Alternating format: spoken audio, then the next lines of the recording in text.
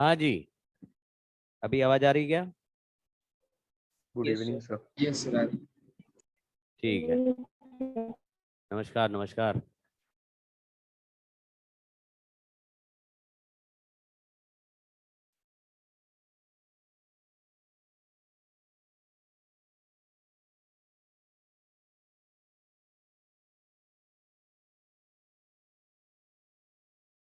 ये दो केसेस थे, इसको डिस्कस कर लेते। इसमें अ, वही 6 पॉइंट्स थे, है ना, कि एनर्जी का क्या हुआ। और हाँ हाँ,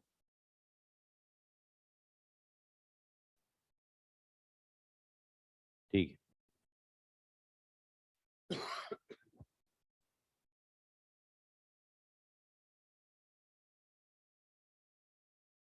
हाँ भाई, कैपेसिटेंस C बाय K हो गया। बातें नहीं भाई, नो बातें। C by K। दूसरा क्या था? अगर बैटरी लगी है तो पोटेंशियल सेम रहेगा। तीसरा, अगर, हाँ अब एनर्जी के नहीं, चार्ज के बारे में बात करते हैं। तो इनको मल्टीप्लाई करके देखो तो K डिनोमिनेटर में आ जाएगा, यानी Q बाई K हो जाएगा। फोर्थ पॉइंट, इलेक्ट्रिक फील्ड तो V बाई D होता है। तो V तो सेम है क्योंकि बैटरी लगा हुआ है। D की जगह K बढ़ गया है, यानी कि V बाई D में K नीचे आ गया। तो V बाय K नहीं, E बाई K। हाँ, ये तो मैंने तुम लोग जैसा आंसर दे दिया। काफी अपनेपन का फील आया होगा तुम्हारे अंदर, ये हमारी तरह लल्लू निकले ये भी। क्योंकि कल जब मैं ये करा रहा था केसेस, तो आपको याद होगा, है ना, क्या मतलब क्यू क्या होगा? केसी। क्यू क्यों केसी होगा? केसी। चलो, और फोर्स नहीं, एनर्जी बोलो। U by K। U upon K, CV square, half CV square से कर देंगे भाई। बातें नहीं करो, बातें नहीं, आ जाओ। U बाई के और force, force between the plates. Force केवल चार्ज पर डिपेंड कराना है, बीच का मीडियम और सेपरेशन पे डिपेंड नहीं करता, क्योंकि वो तो पॉइंट चार्ज नहीं है, सेपरेशन से तो चेंज नहीं होता। तो F अपॉन के स्क्वायर। क्यों भाई, समझ गए क्या? ये कर लिया था सबने? Yes sir. कुछ नोटबुक निकाल लो, अभी तो क्वेश्चंस करेंगे।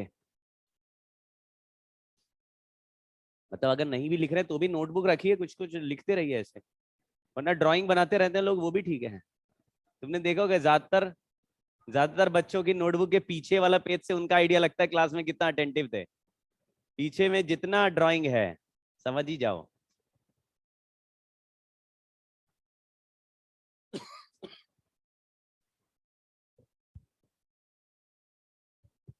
सब लोग नोट्स कंप्लीट कर रहे हो?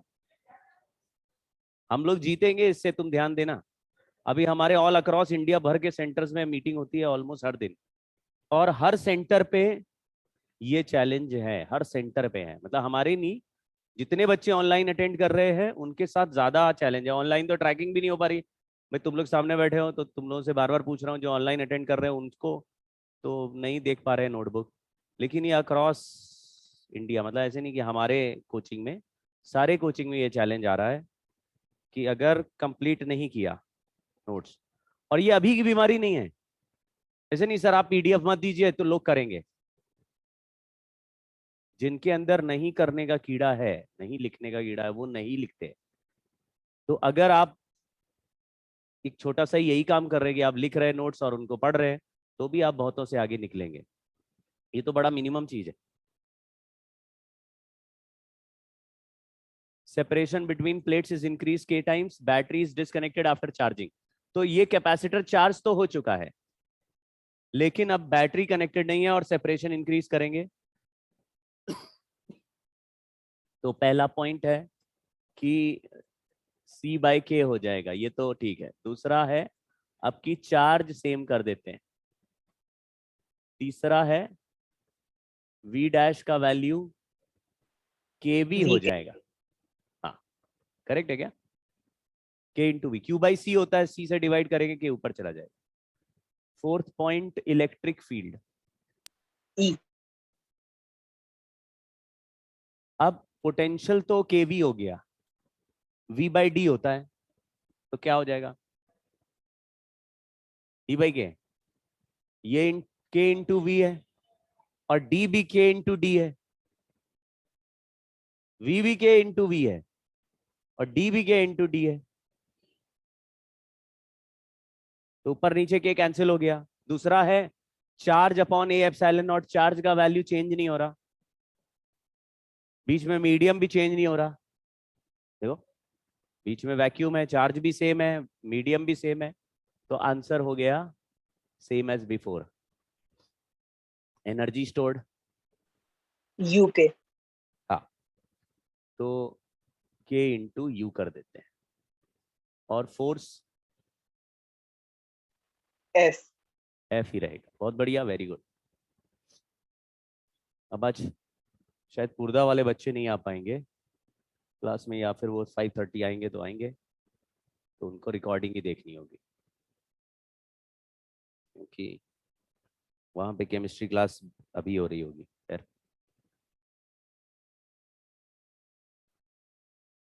हाँ, तुमको क्या मोमोज खा?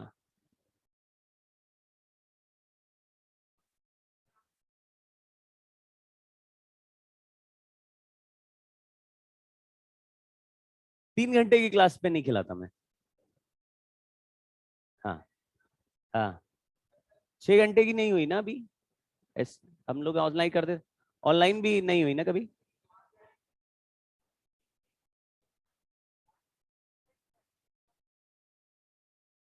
चार घंटे की हुई थी, अच्छा 4 बजे वाली, हाँ। नहीं यहाँ पे सेंटर पे ही होती है, अभी 6 घंटे की होगी। एक क्लास करता हूँ साल में मैं, 11th वालों को SHM की क्लास करता हूँ। तुम लोगों को भी SHM 4 घंटा किया होगा शायद, नहीं किया? अच्छा अच्छा, ई ट्रांसफर वाला था। हाँ, लेकिन शाम सुबह से ऐसे करते हैं, सुबह 8-9 बजे से, दिन में कोई संडे को करेंगे, जिस दिन नहीं होगा। अभी पेपर रिड्यूस कर रहे हैं थोड़ा, मतलब जो 3-3 पेपर एक दिन में हो रहे हैं और 4-4 पेपर हो रहे हैं उसको हटा रहे हैं, तब तो फिर से थोड़ा सा प्लानिंग चेंज है। और नीट वालों का ऑफलाइन कर रहे हैं, जेई वालों का तो ऑनलाइन है ही, लेकिन उनका नंबर ऑफ पेपर थोड़ा रिड्यूस कर रहे हैं। बीच में एक आध संडे शायद फ्री देंगे या कुछ ऐसा रखेंगे। 15-15 दिन में पेपर कर रहे हैं, लेकिन फॉर सम पेपर्स 15 दिन का गैप है, अदरवाइज हर वीक में एक ही पेपर होगा, लेकिन मेजर टेस्ट 15-15 दिन में। हाँ वही वही, उसको थोड़ा कम करेंगे, मतलब एक दिन में ही 3-3 हो रहे हैं। हाँ, तो उसका कोई सेंस नहीं है 3 पेपर। हाँ, क्योंकि थोड़ा टाइम होना चाहिए अपने को भी रिकवर करने का, फिर मंडे से क्लास होती है। लेकिन देखो ये सब स्ट्रगल है, बट ये स्ट्रगल से हमेशा इंप्रूवमेंट होता है। आपको ऐसा लगेगा कि हम बहुत थक रहे हैं, हमारे को बहुत काम करना पड़ रहा है, अभी आपने, अरे तुम मोबाइल रखो ना, बच्ची तुम भी रखो, हाथ में पकड़े हो, हाँ, रख दो, बैग में रखो। मोबाइल रखने का मतलब है यहां से उठा के यहां रख लिया, मोबाइल रख दो सर, रख दिया, बैग में रख दो भाई। आप लोग नो बातें, दूर दूर बैठो, हाँ बातें नहीं करो, दूर दूर, सोशल डिस्टेंसिंग। कहाँ ये वाला कुछ किया था क्या? Parallel plate capacitor is charged and charging battery is disconnected. If the plate or capacitor move further apart by means of insulating handles, the charge on capacitor increases. देखो बैटरी डिस्कनेक्ट कर दी, तो बैटरी डिस्कनेक्ट करने से charge बदलता नहीं है। क्या answer होएगा? ये तो लिखा ही हुआ है, लेकिन ए ऑप्शन गलत क्यों है समझ गए? बी ऑप्शन लिखा वोल्टेज अक्रॉस प्लेट्स इंक्रीजेस, क्या अभी अभी हमने ये लिखा था? कहाँ गया, ये वाला K इंटू वी, है ना, ठीक है। और कैपेसिटेंस इंक्रीजेस, कैपेसिटेंस तो C बाई K हो गया था, तो ये गड़बड़ हो गया। Electrostatic energy in the capacitor increases, ये भी कर लिया है, K इंटू ये हो गया था ये भी।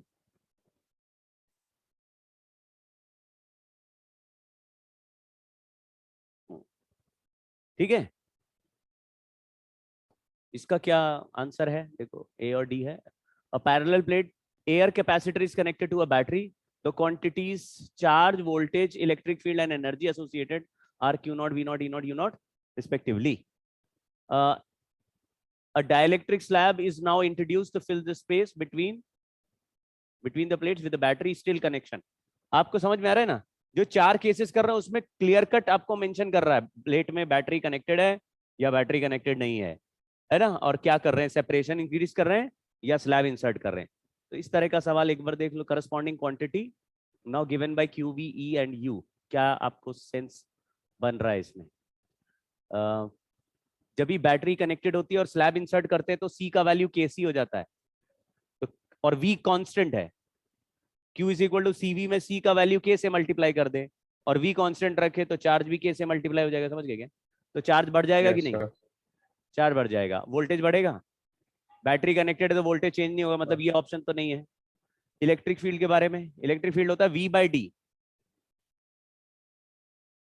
V बाई डी है, स्लैब लगा रहे हैं सेपरेशन बढ़ गया क्या,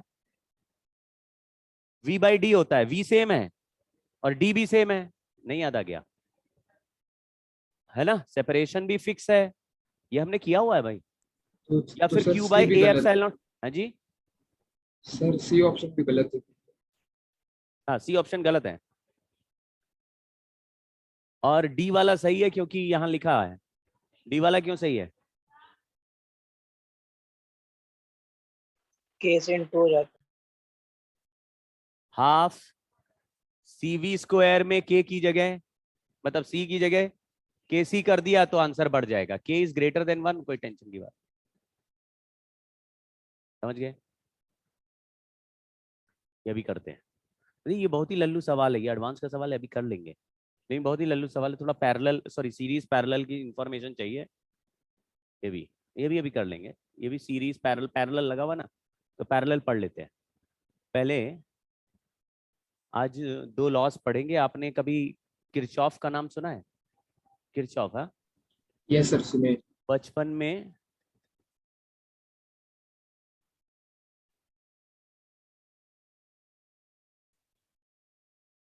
ये जो किरचॉफ, अरे भाई तुम लोग बातें कर रहे हो हंस रहे हो, अच्छा नहीं हंस नहीं रहे,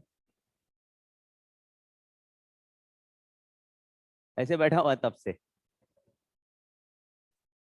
सर हंस नहीं रहे। जंक्शन लॉ का नाम है KCL, Kirchhoff's current law, KCL। दूसरा वाला वोल्टेज लॉ बन जाएगा, KVL बोल देंगे, current KCL, voltage KVL। KCL में इसको जंक्शन लॉ बोल रहे हैं, जंक्शन मतलब ऐसा कोई पॉइंट जिससे 3 वायर कम से कम आते हुए मीट करते हुए दिखे, 4 भी हो सकते हैं, 2 को जंक्शन नहीं कहते, वो तो केवल टर्न होता है। ये कोई जंक्शन हुआ गया, यहाँ पे अगर करंट आई है तो यहाँ कितना करंट होगा, तो इसमें क्या कोई लॉ थोड़ी ना लग रहा है, करेक्ट, ये तो एक ही वायर हुआ, तो एक वायर में किरचॉफ्स लॉ नहीं, कम से कम एक रास्ता तो एक्स्ट्रा बनाओ, तो एक करंट आएगा 2 रास्ते में डिवाइड होगा, तो आप बोलेंगे जितना आ रहा है उतना ही जा रहा है, ये तो बहुत ही सिंपल बात हो गई ना। हमने देखा कि एक बार मैं जगन्नाथपुरी गया, वहां पे बहुत सारी गलियां ऐसे हैं, तो सामने टेम्पल है, बहुत सारी गलियां ऐसे ऐसे अलग अलग रास्ते से आती हैं फिर मिलती हैं, तो इधर से 10 लोग आ रहे हैं, इधर से 15 लोग आ रहे हैं, तो टेम्पल में कितने जा रहे हैं, 25, बीच में गायब थोड़ी ना हो जाते हैं, तो चले गायब। लेकिन यहाँ चार्ज के बारे में बात कर रहे हैं, और लगाना कैसे, अप्लाई कैसे करना है उसको ध्यान देना, ठीक है, क्योंकि थियोरेटिकली पता रहता है किरचॉफ्स लॉ, लेकिन जब अप्लाई करने की बारी आती है तो फिर आइडिया नहीं रहता लोगों को, सर इसको लगाएं कैसे, इसको यूज कैसे करें, चार्ज कैसे कैलकुलेट करें। तो ध्यान देना, हम यहाँ कैपेसिटर्स की बात कर रहे हैं, लेकिन पहले थियोरेटिकल बात समझो। मान लो यहां से चार्ज Q1 आया, यहां से चार्ज Q2 आया, और इस रास्ते में चार्ज Q3 है। अब लेकिन इधर से तो जंक्शन की तरफ आ रहे हैं और यहां से जंक्शन के बाहर की तरफ जा रहा है, तो मैं इस चार्ज को भी जंक्शन की तरफ पलट देता हूं और साइन पलट देता हूं। समझ गए क्या? मान लीजिए यहां लिखा है Q1, यहां लिखा है Q2 और यहां लिखा है Q3। उस Q3 को मैंने क्या बोल दिया? तुम भी जंक्शन की तरफ आओ, तुम्हारा नाम -Q3। समझ गए? तो चार्ज तुम्हारे फेवरेट डायरेक्शन में नहीं दिखा तो चार्ज का साइन नेगेटिव करके तुम अपना फेवरेट डायरेक्शन बना सकते हो, और हमारा फेवरेट डायरेक्शन है charge going towards a junction. तो तीनों में से अब कौन सा चार्ज जंक्शन की तरफ आ रहा है? तीनों जंक्शन की तरफ आ रहे हैं, तो चार्ज का सम जंक्शन पे क्या कर देना है। तो फिर अगर इसके लिए अप्लाई करें तो हमको दिखेगा Q1 प्लस Q2 प्लस, जो ये भी जंक्शन पे आया, ये भी जंक्शन पे आया, ये भी, सारा charge coming towards a junction, sum of all charge is 0। ठीक है? तो जो बाहर जा रहा है उसको माइनस लिख के जंक्शन की तरफ ले लो और सबका सम 0 कर दो। ये तो बिल्कुल वही बात हो गई सर, कि आप इसको तो ऐसे भी लिख सकते थे कि जितना जंक्शन की तरफ जाएगा उतना ही जंक्शन से बाहर आएगा। फिर भी मैं ऐसे ही लिख रहा हूं क्योंकि आपको सवालों में ये पता ही नहीं चलेगा कई बार कि चार्ज ये वाला जंक्शन की तरफ आएगा या जंक्शन से, अब आपको नहीं मालूम पड़ेगा। तो उस समय आप चूज करेंगे, तो आप हमेशा क्या चूज कर लेंगे कि सारा चार्ज किधर आ ही रहा है, जंक्शन की तरफ आ रहा है। तो तुमको जब मानना ही है तो सबको अलग अलग क्यों मानोगे? कि कुछ को जंक्शन मानोगे, कुछ को अवे मानोगे। तो सबको ही जंक्शन की तरफ मान लो, जिससे कि तुम्हारा किसी को नेगेटिव लेने का झंझट नहीं, तुमको ही अज्यूम करना पड़ेगा चार्ज को। ठीक है? यहां पे ऑलरेडी दिया हुआ था तो मैंने पलट दिया, अगर नहीं दिया हुआ है तो हमको अज्यूम करना है कि कौन सा चार्ज किधर जा रहा है। तो हम किधर की तरफ आता हुआ अज्यूम कर लेंगे? जंक्शन की तरफ। अब देखो करना कैसे है, ये आपको समझ में आ रहा हो, कंजर्वेशन ऑफ चार्ज पर बेस्ड है कि जो चार्ज आएंगे ये तो नंबर ऑफ इलेक्ट्रॉन्स या नंबर ऑफ चार्ज पार्टिकल्स हैं, तो जिधर से इतने से चार्ज पार्टिकल आए, इधर से आए, सबको ऐड करके आगे भेज दिया, तो ये तो कंजर्वेशन ऑफ चार्ज कर दिया। तो ये कॉन्सेप्ट तो हमें क्लियर है, लेकिन अप्लाई कैसे कर रहा है? मान लीजिए मैं यहाँ पे एक छोटा सा डायग्राम बनाता हूं। ये हो गया, एक कैपेसिटर मैंने ये लगा दिया और एक कैपेसिटर ये लगा दिया। ऐसे एक ब्रांच के, एक जंक्शन के 3 साइड में, 4 भी हो सकते हैं, 5 भी हो सकते हैं, कितने भी रास्ते बन सकते हैं, तो 3 है अभी। ठीक? इस कैपेसिटर का वैल्यू C1 है, इसका वैल्यू C2 है, इसका वैल्यू C3 है। इस जंक्शन का पोटेंशियल मान लो V है, या तो क्वेश्चन में गिवन होगा या हमको मान लेना होगा। ठीक है? वही वैल्यू हमें निकालनी होगी। यहां पे पोटेंशियल का वैल्यू V1 है, यहां पे पोटेंशियल का वैल्यू V2 है और यहां पे पोटेंशियल का वैल्यू V3 है। अब चार्ज आता कैसे और लिखा कैसे जाता है ये समझना। जो V1 पॉइंट लिखा है वो जिस प्लेट से कनेक्टेड है उस प्लेट का भी पोटेंशियल V1 हो जाएगा। समझ गए? और जो जंक्शन V है वो जिस प्लेट से कनेक्टेड है उस प्लेट का पोटेंशियल V हो जाएगा। देखो ये प्लेट V वाला है और ये V1 वाला, तो बताओ इस कैपेसिटर में कितना पोटेंशियल डिफरेंस हुआ? या तो आप बोलेंगे V माइनस V1 या बोलेंगे, दो ही तो चॉइस है तुम्हारे पास। ठीक है? तो हमको कैसे पता चलेगा कौन बड़ा जब वैल्यू नहीं मालूम है? अभी तो V1 और V का कोई वैल्यू नंबर तो दिया नहीं है, हमको ज्यादातर पता भी नहीं होगा। तो मैं क्या मानूंगा कि मानना है कि चार्ज जंक्शन की तरफ आ रहा है और चार्ज हमेशा हायर से, तो कौन सा हायर है बताओ? समझ गए क्या? तो मैंने अपने हिसाब से एक चार्ज का डायरेक्शन माना। अब मैं जब लिखूंगा तो C1 into V1 minus V, आपको समझ, CV लिखा है, लेकिन ये दो V क्यों लिखे हैं? क्योंकि CV में V पोटेंशियल डिफरेंस होता था। अभी एक प्लेट का पोटेंशियल V1 है और दूसरे प्लेट का V है, तो हमने डिफरेंस लिख दिया है। ऐसे ही प्लस, अब इसमें भी अंदर आता हुआ मान लेंगे, हमें मालूम नहीं अंदर आ रहा है कि बाहर जा रहा है, लेकिन मुझे क्या फर्क पड़ रहा है? अगर मैं इसको बड़ा मान लूंगा तो ये अपने आप चार्ज अंदर आ जाएगा, और इसको बड़ा मान लूंगा तो ये भी अंदर आ जाएगा, और सबको अंदर आते हुए माना तो सबका सम, वरना ऐड करके डिफरेंस लिखना पड़ेगा, मतलब इक्वल टू लिखना पड़ेगा। तो देखो सबको अंदर आते हुए, तो देखो इक्वेशन लिखना कितना इजी है, बोलते जाओ। V2 माइनस V और सबका सम, अगर कोई चौथा ब्रांच होता तो उसका भी चार्ज लिख लेते, पांचवा होता तो उसका भी लिख लेते। समझ गए क्या? तो मामला इजी है। इसका एक सवाल मैंने DPP 3 में दिया हुआ है, DPP 2 आप कर लेना, मैंने जो भेजे हैं आपको, जो DPP उसमें पोर्टल में है वो भी अब आपको करना है, पहला और दूसरा DPP पोर्टल वाला भी करना है, मैंने जो भेजा वो भी कर लेना, और DPP 3 आज की क्लास के बाद हो जाएगा। ठीक है? मोस्टली आज के क्लास के बाद सारे 2 में क्वेश्चन, ये 2 में है सर पहले ही क्वेश्चन। हाँ, पहला सवाल ये 2 में है, DPP 2 में। नहीं 2 का सब बन गया था। नहीं, डीपीपी 3 में है भाई, देखो डीपीपी 2 में नहीं है। डीपीपी 2 में तो थोड़े लल्लू छाप सवाल है, मतलब पहले वाले ही सवाल हैं। डीपीपी में मैंने चेक कर लिया है, जैसे जैसे मैं आगे जा रहा हूं वैसे वैसे, बट डीपीपी एक क्लास पीछे चल रहा है। जैसे आज लेक्चर 4 है तो डीपीपी 3 में लेक्चर 4 के सवाल मिल रहे हैं, एक क्लास पीछे चल रहा है। ठीक है ना, वैसे उतना ही है बस।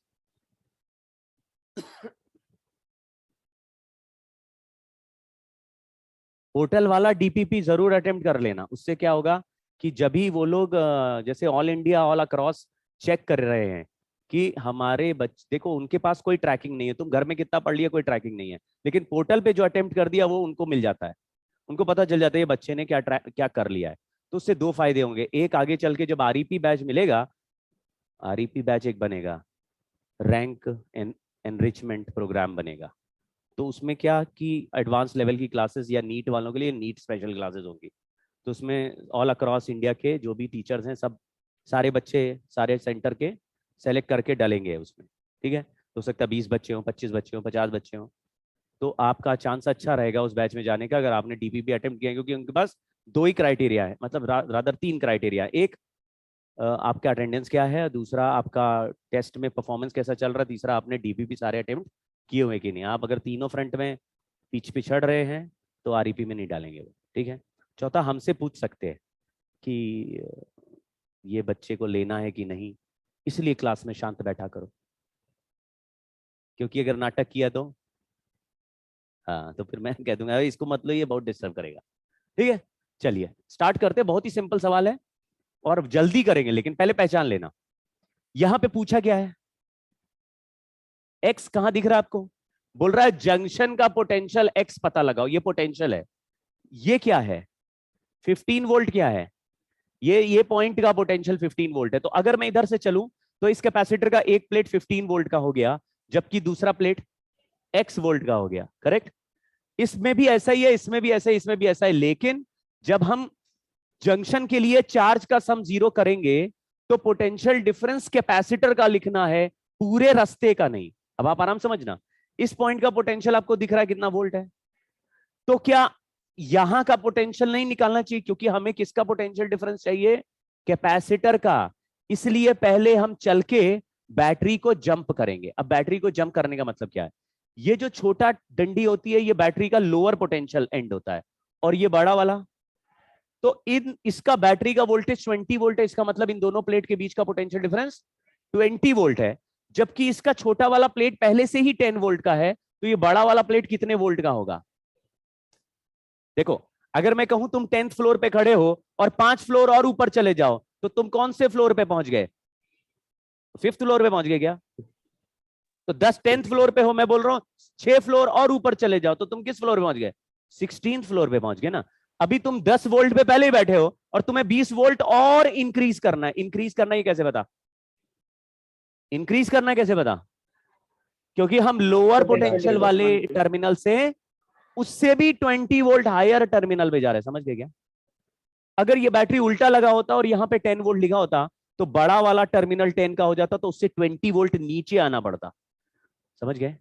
10 वोल्ट वाले पॉइंट से 20 वोल्ट नीचे आते तो -10 हो जाता। पहचान गए क्या। Yes sir. तो ये सिंपल एडिशन सब्ट्रैक्शन वाला केस होगा।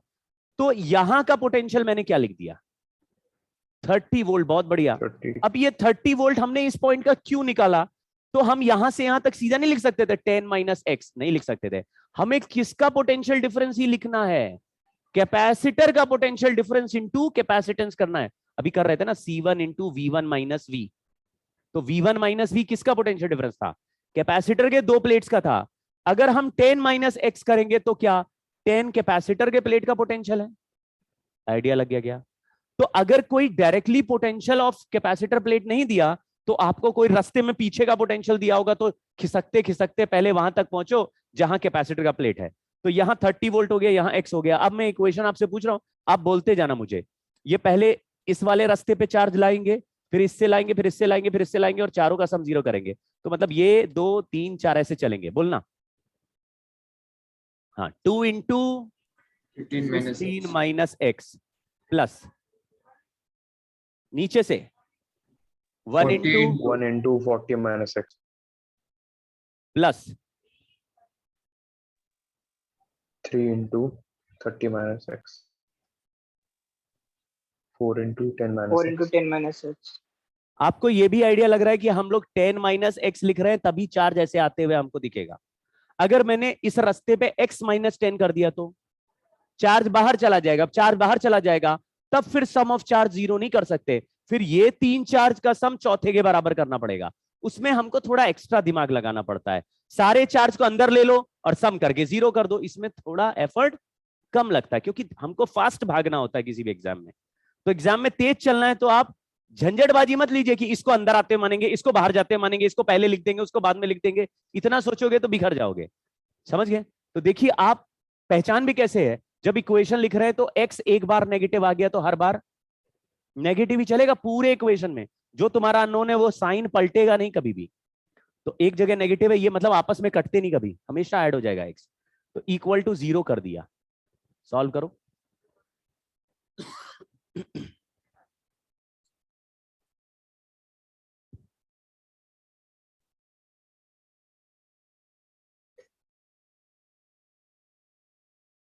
सब लोग भाई सॉल्व करके बताओ आंसर क्या है। 20. बहुत बढ़िया। x का वैल्यू आया 20 वोल्ट। अब बताओ अगर x का फाइनल वैल्यू देख के मैं आपसे पूछूं क्या सचमुच चारों रास्ते से करंट या चार्ज जंक्शन की तरफ ही आ रहा था? आ नहीं रहा था, लेकिन हमने आते हुए मान के सॉल्व कर दिया। अब बताइए किस रास्ते में चार्ज जंक्शन से अवे जा रहा था? 15 वाले। 15 वाले में और 10 वाले में। कैसे पता चला? x का वैल्यू अगर 20 है तो हायर से लोअर की तरफ चार्ज जाएगा, यानी 2 रास्ते से चार्ज आ रहा है, 2 रास्ते से बाहर जा रहा है। समझ गए क्या? अच्छा, आपको अगर और सॉलिड तरीके से बोलना है तो आप x का वैल्यू इनमें अलग अलग रखिए। ये किस रास्ते का चार्ज है? फर्स्ट पाथ का। दिख रहा है क्या? ये वाला, ये जो टर्म है, ये वाला फर्स्ट जो टर्म है, ये क्या चीज है? ये चार्ज इन पाथ नंबर 1 है।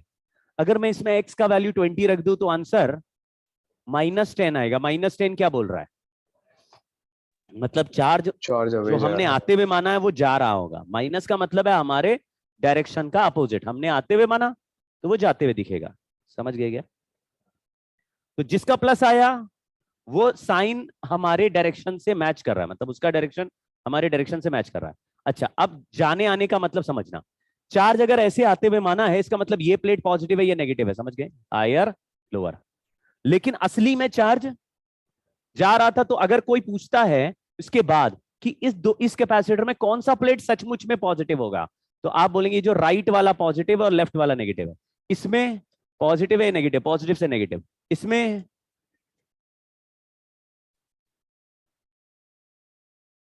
ऐसे ये हो गया। सवाल समझ गए?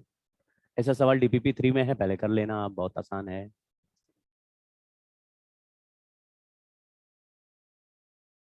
ये सेकंड लॉ है, इसको बोलते हैं केवीएल। हालांकि शुरुआत में इसकी जरूरत नहीं है कैपेसिटर में, यानी कैपेसिटर में जो सर्किट्स अभी हमको मिलेंगे या हमको सॉल्व करने के लिए दिए जाते हैं वो नॉर्मली इतने इजी होते हैं कि उसमें केवीएल लगाने की जरूरत नहीं पड़ती। बट लेटर ऑन ये रूल्स हमको चाहिए रेजिस्टेंस वाले चैप्टर में भी, यानी करंट इलेक्ट्रिसिटी में। तो मैं यहां पढ़ा दे रहा हूं, वहां पे भी काम आएंगे, वहां पर भी पढ़ाऊंगा। लेकिन हमको 2 बार हो जाएगा कोई चीज तो हमारी ताकत बढ़ जाएगी, इसलिए मैं यहाँ पे लगा रहा हूं। नॉर्मल जो आया था पीपीटी उसमें ये सब स्लाइड्स नहीं थे, ये सब मैंने खुद ही बना के डाल दिया। ये लूप लॉ या KVL Kirchhoff's voltage law closed loop के लिए काम करता है और बोल रहा है, यहाँ पे ना नंबर बदल देते, ये E2 है, ये Q2 है, ये C2 है। रूल ये है कि जितने भी पोटेंशियल डिफरेंस मिलेंगे रास्ते में, जैसे अगर तुम इस बैटरी का देखोगे तो ये बैटरी का पोटेंशियल डिफरेंस दिया हुआ E1, V1 या E1 कुछ दिया है। मान लो 10 वोल्ट का बैटरी है, यानी इस बैटरी के दोनों प्लेट के बीच का पोटेंशियल डिफरेंस कितना है? 10 वोल्ट। ऐसे ही इस कैपेसिटर पे चार्ज Q1 है। अगर कैपेसिटर Q1 C1 वाले कैपेसिटर पे चार्ज Q1 हो तो उसके प्लेट्स के बीच का पोटेंशियल डिफरेंस Q1/C1 हो जाएगा। इसका वोल्टेज हमें क्या मिल रहा है, E1, इसका वोल्टेज क्या मिल रहा है, Q1/C1, इसका क्या है, E2, इसका क्या है, कितने हो गए, 4 हो गए ना। किरचॉफ बोलता है कि जितने भी होंगे क्लोज लूप में सबके पोटेंशियल डिफरेंस का सम। अब कैसे लिखना वो समझना, जैसे पिछली बार में चार्ज को साइन के साथ हमने डायरेक्शन के हिसाब से लिखा था कि एक डायरेक्शन में चार्ज अगर पॉजिटिव है, उल्टा डायरेक्शन लिख दोगे तो वही चार्ज नेगेटिव लिखना पड़ेगा। ऐसे ही यहां पर भी एक पर्टिकुलर तरीके से हमको इसका साइन भी लिखना पड़ेगा, किसका, वोल्टेज का, ये जो पोटेंशियल डिफरेंस आ रहा है। तो पहले तो यही हो गया कि पूरे सर्किट में जितने भी कैपेसिटर्स लगे हैं या जितने भी बैटरीज लगे हैं सबका सम वोल्टेज का 0। कैलकुलेट कैसे करना, उसके लिए पहले एक साइन कन्वेंशन देखो। ये साइन कन्वेंशन बहुत ही लॉजिकल है, ऐसा होना भी चाहिए जो मैं बता रहा हूं, लेकिन इसका उल्टा भी लिया जा सकता है, क्योंकि कन्वेंशन है, कोई लॉ नहीं है, ठीक है। जैसे आपने कभी, तुम लोग कुछ हरकत कर रहे हो, क्या हरकत कर रहे हो, हाँ, और बॉटल है, नोटबुक किसके हाथ में है, क्योंकि एक, अच्छा दोनों के हाथ में है, कुछ तो हरकत कर रहे हैं। एक हरकत होती है कि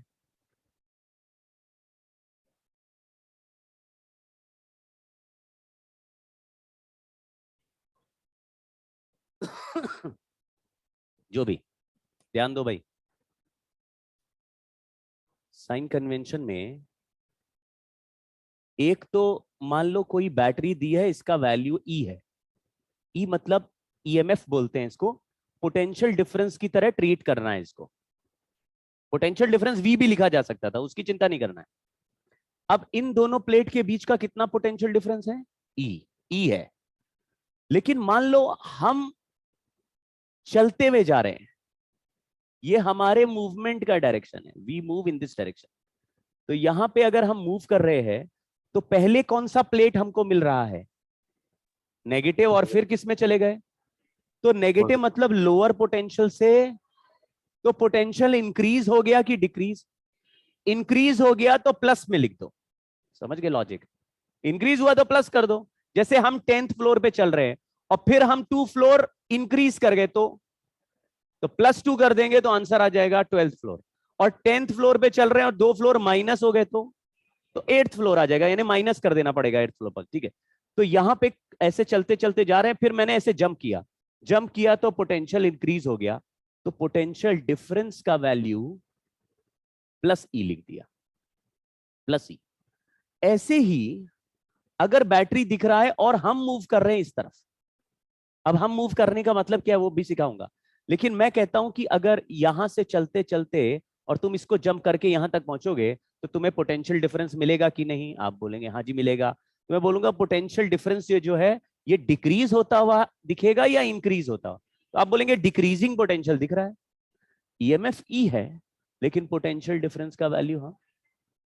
तो साइन कन्वेंशन क्या है, जहां पोटेंशियल इंक्रीज हो गया वहां प्लस साइन लगा दो, जहां डिक्रीज हो गया वहां माइनस लगा दो, ठीक है भाई। अभी कैपेसिटर के लिए भी बोल रहे हैं ऐसे, एक कैपेसिटर का पॉजिटिव प्लेट है, एक नेगेटिव प्लेट है, ये कैपेसिटेंस सी है, तो इनका पोटेंशियल डिफरेंस होगा Q/C। लेकिन अगर मैं इस तरफ जा रहा हूं तो मैं किधर से किधर जा रहा हूं, पॉजिटिव से नेगेटिव, पॉजिटिव मतलब हायर पोटेंशियल, नेगेटिव मतलब लोअर। तो आपको इस रास्ते में क्या अपीयर हो रहा है कि पोटेंशियल डिक्रीज कर गया कि इंक्रीज, तो हम साइन कैसा लगाएंगे, इस माइनस पे चार्ज Q है तो Q/, अब यहां पे मैंने मॉड जानबूझ के लगाया है, वैसे भी चार्ज ऑन कैपेसिटर कभी भी लिखते हैं तो कौन सा वाला चार्ज ही लिखते हैं, तो ये ध्यान रहे इसलिए मॉड लगा दिया, आपको मॉड लगाना नहीं, आपको केवल कौन सा वाला चार्ज ही लिखना है।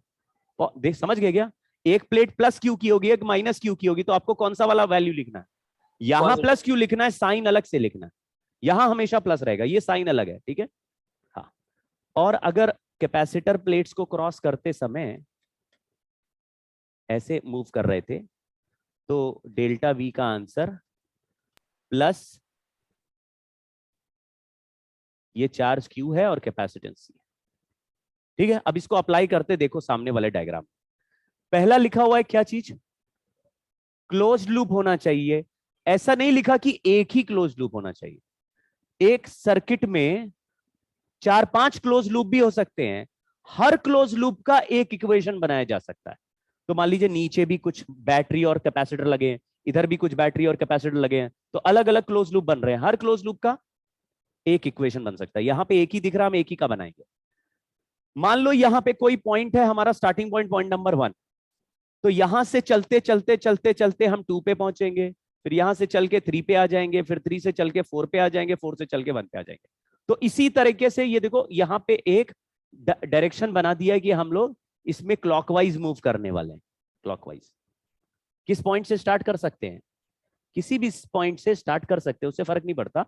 एंटी क्लॉकवाइज भी चल सकते हैं, लेकिन एक डायरेक्शन चूज करके उसको बना देना होता है, जिससे कि स्कूल में जब इक्वेशन चेक करे तो वो प्लस या माइनस उस हिसाब से एक्सपेक्ट करेंगे जिस हिसाब से तुम चल रहे हो। जैसे तुम आगे चलोगे तो तुम नेगेटिव से पॉजिटिव जंप कर रहे होगे, लेकिन उल्टा चल के आते तो तुम्हारा एक तरफ से आंसर प्लस आएगा, दूसरी तरफ से माइनस आएगा। इक्वेशन में फर्क नहीं पड़ता, लेकिन चेक करने वाला तुम्हारा साइन तुम्हारे क्लॉकवाइज या एंटी क्लॉकवाइज सेंस के हिसाब से ही चेक करता है। तो समझ गए ना, सब्जेक्टिव क्वेश्चन जब स्कूल में होते हैं तो साइन और ये डायरेक्शन दिखाना होता है। अब मैं इसी इक्वेशन को लिख रहा हूं, आप बताना 1 से लेकर 2 तक जा रहा है। डायग्राम देखो, 1 से 2 जा रहे हैं। पहले क्या मिला, बैटरी मिला, बैटरी के हम लोअर से हायर चले गए, तो क्या लिख देंगे, प्लस P1 प्लस E1। फिर आगे चलते जा रहे हैं। अब जो कैपेसिटर मिला उसका पहला प्लेट पॉजिटिव बना हुआ है, तो दूसरा नेगेटिव ही होगा। समझ गए क्या? तो कभी भी कैपेसिटर में ऑलरेडी चार्ज होगा तो आपको चार्ज का साइन गिवन होगा कि कौन सा प्लस है और कौन सा माइनस है। तो वहां पहला प्लेट पॉजिटिव है तो पॉजिटिव से नेगेटिव जंप किया तो माइनस Q1/C1 Q1/C1। अब 2 से 3 में कुछ नहीं है, सीधा सरकते हुए आ जाओ, कुछ नहीं है, कोई पोटेंशियल डिफरेंस नहीं। फिर अब लेफ्ट में आते हैं, तो 3 से 4 की तरफ चलेंगे तो प्लस E2। अब जो प्लेट है वो नेगेटिव है और उससे हम पॉजिटिव की तरफ जा रहे हैं। नेगेटिव से पॉजिटिव, नेगेटिव लोअर है और पॉजिटिव हायर, ऊपर गए तो प्लस, नीचे गए तो माइनस। ठीक, अब आपको ये इंश्योर करना है कि इस प्लेट का प्लस Q2 चार्ज मतलब इसका पॉजिटिव चार्ज है। Q2 चार्ज मतलब इसका पॉजिटिव चार्ज का वैल्यू Q2 है। ठीक है, और सबका सम क्या कर देंगे, ये हमारी इक्वेशन बन गई। कितनी भी चीजें क्लोज लूप होना चाहिए। अब मुझे बताओ इसका कारण क्या है। एक तो लिखा हुआ कंजर्वेशन ऑफ एनर्जी। कोई बोलता पहला वाला लॉ किस पर बेस्ड था, कंजर्वेशन ऑफ चार्ज। दूसरा लॉ किस पर बेस्ड है, लेकिन क्यों, ये कैसे कंजर्वेशन ऑफ एनर्जी पे कैसे बेस्ड है? हाँ तो फिर नहीं, कुछ और बोलो। सर इसमें हीट लॉस नहीं होगा? हाँ नहीं, हीट लॉस तो हो सकता है। कुछ और बोलो। चार्जिंग होने के बाद हीट लॉस नहीं होता, ये कंप्लीट चार्जिंग हो चुकी है। हाँ नहीं, मशीन मतलब ये है ना, ये बैटरी। नहीं, इनका जवाब सही है, बोल रहे हैं कि ये जो चार्जेस होते हैं इनका फील्ड इलेक्ट्रोस्टैटिक फील्ड होता है और वो कंजर्वेटिव फील्ड होता है। और कंजर्वेटिव फील्ड में क्लोज पाथ का वर्क डन हमेशा 0 होता है। यानी कि आपने जब इलेक्ट्रोस्टैटिक पढ़ रहे थे तो मैंने बोला मान लो किसी पॉइंट का पोटेंशियल 10 वोल्ट है, 10 वोल्ट, किसी पॉइंट का पोटेंशियल 10 वोल्ट है, तो वहां से चल के घूम के उस पॉइंट पर वापस आओगे तो पोटेंशियल कितना मिलेगा, 10 वोल्ट। तो कितना चेंज हुआ, तो वहां के अलावा सारे पॉइंट का पोटेंशियल 10 वोल्ट है क्या? ऐसा जरूरी नहीं, लेकिन एक पॉइंट का अगर 10 वोल्ट है तो तुम कहीं से भी घूम के वापस उसी पॉइंट पे आ जाओगे। तो अब कहीं पर भी गए, जैसे वहां से 10 से तुम 15 पे चले गए, तो तुम कह रहे हो 5 वोल्ट इंक्रीज हो गया, यानी +5 हो गया। फिर क्योंकि वापस आ रहे हो तो 15 पे पहुंच गए, 15 से 18 पे पहुंच गए, लेकिन 18 से जब भी वापस आओगे तो उतना ही तो डिक्रीज होगा जितना इंक्रीज हो चुका है। यानी जितनी बार भी प्लस होगा उसको सबको कलेक्टिवली देखो तो उतना ही माइनस होना चाहिए, तभी वापस 10 मिलेगा। तो कंजर्वेशन ऑफ एनर्जी क्यों बोल रहे हैं, क्योंकि ये जो बैटरी होता है इसके अंदर पोटेंशियल डिफरेंस भी बनता है इलेक्ट्रिक फील्ड से, और ये जो कैपेसिटर प्लेट होता है इसके अंदर भी पोटेंशियल डिफरेंस बनता है इलेक्ट्रिक फील्ड से, वो भी चार्ज वाली यानी इलेक्ट्रोस्टैटिक। और इलेक्ट्रोस्टैटिक फील्ड का नेचर कैसा है? कंजर्वेटिव। और कंजर्वेटिव फील्ड में क्लोज पाथ का वर्क डन या किसी भी पॉइंट का पोटेंशियल फिक्स होता है, घूम के कभी भी आओगे पोटेंशियल वही मिलेगा, यानी सारे पोटेंशियल डिफरेंस का सम 10 वोल्ट से चल के वापस 10 वोल्ट आए, कितना चेंज हुआ? तो यानी जितनी बार भी चेंज हुआ सबको ऐड कर दो तो टोटल चेंज 0 ही होना चाहिए। आइडिया लगे ना? बोलते कंजर्वेशन ऑफ एनर्जी है based on conservative field, based on conservative field. ठीक है, लेकिन आपको क्या ये पता है कि एक और दुनिया में इलेक्ट्रिक फील्ड होती है जो कंजर्वेटिव नहीं होती है? कैसा आइडिया है? नहीं आइडिया है? Yes, तो sir. क्लोज लूप वाली एक इलेक्ट्रिक फील्ड मैंने एक बार आपको बताई थी, क्लोज लूप बनता है इलेक्ट्रिक फील्ड का, उसको बोलते हैं electric field, induced electric field, induced electric field in time varying magnetic field. तो आगे चल के एक दूसरे टाइप का इलेक्ट्रिक फील्ड आएगा जो कि कंजर्वेटिव नहीं होगा, उसमें ये केवीएल काम, तो तब बोलेंगे ये क्लोज लूप में घूम के आए तो 10 वोल्ट के पॉइंट पे तुम थे और वहां से घूमते घूमते घूमते घूमते वापस उस पॉइंट पे आए तो 10 वोल्ट नहीं होके 15 वोल्ट हो गया। तुमने बोला अरे यार हम तो टहलने गए थे, घर आए तो नक्शा ही बदल गया, कुछ और ही हो गया। समझ गए ना? तो इसलिए वहां पे ये वोल्ट वाला टर्म ही अलाउड नहीं है। ये जो वोल्ट लेंगे ना 20 वोल्ट 10 वोल्ट, ये क्या टर्म होते हैं? पोटेंशियल होते हैं। और पोटेंशियल बनते हैं पोटेंशियल एनर्जी से, और पोटेंशियल एनर्जी किसका कॉन्सेप्ट है? कंजर्वेटिव फील्ड का। आपको याद होगा कंजर्वेटिव फोर्स के वर्क डन से पोटेंशियल एनर्जी बनती थी, याद है ना? तो उस समय Yes. पोटेंशियल डिफाइन नहीं होता किस फील्ड में? नॉन कंजर्वेटिव फील्ड में पोटेंशियल ही डिफाइंड नहीं है, तो पोटेंशियल डिफरेंस का सम 0 होना कोई सेंस बनाएगा ही नहीं वहां। ठीक है,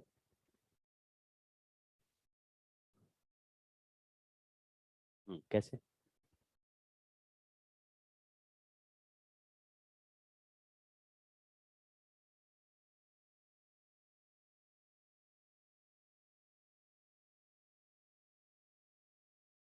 नहीं, वोल्टेज तो स्केलर क्वांटिटी, डायरेक्शन तो फील्ड का होता है। फिर से बोलो।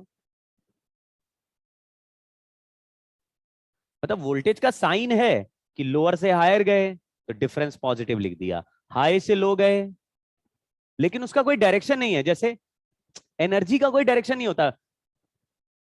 मेरी पोटेंशियल एनर्जी 100 जूल है तो इसका कोई डायरेक्शन थोड़ी ना, 100 जूल है, बस इतना ही स्टेटमेंट है।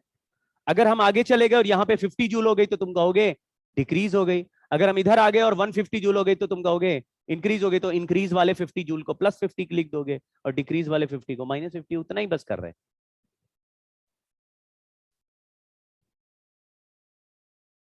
ये सवाल है, एक ही सवाल इसमें करेंगे, ज्यादा प्रैक्टिस नहीं। मैं बोल रहा हूँ ये कहानी आगे के लिए मैंने डिस्कस की है, अभी जो क्वेश्चंस मिलेंगे उसमें ज्यादा जरूरत नहीं पड़ेगी, लेकिन ये सवाल को करना जरूरी है।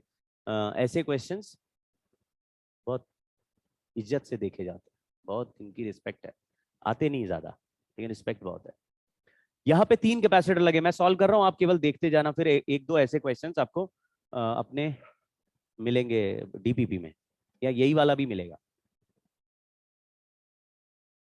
एक कैपेसिटर C1 वाला है, V1 वोल्टेज पे ऑलरेडी है, यानी ये कैपेसिटर ऑलरेडी चार्ज है।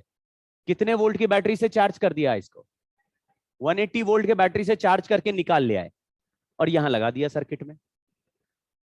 दूसरा कैपेसिटर में कोई वोल्टेज नहीं दिया, मतलब ये कैपेसिटर चार्ज नहीं है, इसके दोनों प्लेट अभी न्यूट्रल है, कुछ नहीं है इसके पास। और ये वाला कैपेसिटर में 300 वोल्ट पे ऑलरेडी चार्ज है। चार्ज है तो कौन सा प्लेट पॉजिटिव है ये भी आपको मेंशन किया रहेगा सवाल में।